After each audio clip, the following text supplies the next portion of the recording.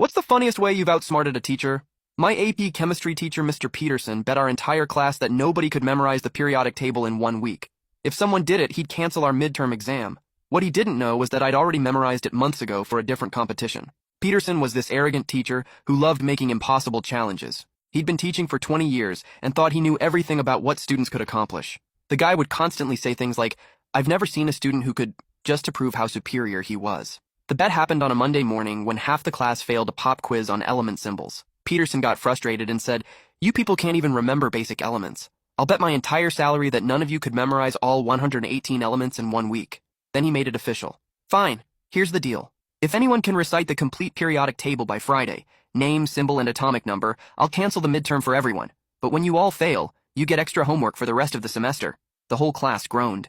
Memorizing 118 elements in 5 days seemed impossible. Most people didn't even try, but I had a secret weapon that Peterson didn't know about. Last summer, I'd competed in the National Chemistry Olympics. One of the requirements was memorizing the entire periodic table. I'd spent weeks drilling it into my brain until I could recite it forwards, backwards, and in atomic number order. I kept quiet all week while Peterson smirked and made comments about how students today had no work ethic. He even started preparing extra homework assignments, so confident that nobody would succeed. Friday arrives, and Peterson asks if anyone wants to attempt the challenge. The whole class looks defeated. Nobody raises their hand. Peterson starts gloating about how predictable this was. That's when I casually raise my hand. "I'll give it a shot, Mr. Peterson." He laughs and says, "All right, let's get this over with. You have to get every single element correct. No mistakes, no hesitation. Are you ready to embarrass yourself?" I stand up and start reciting.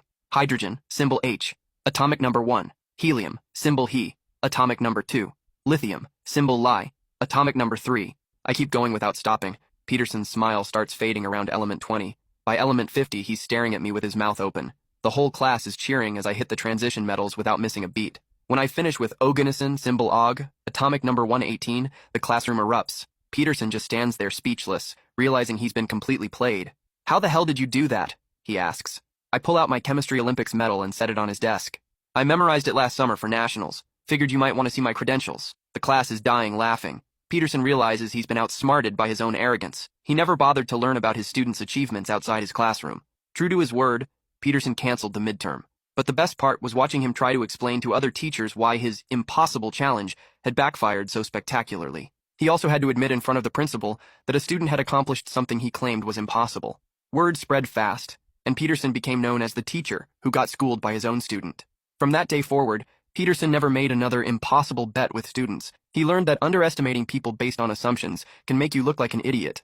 The whole experience taught me that sometimes the best way to handle arrogant authority figures is to let them dig their own graves with overconfidence.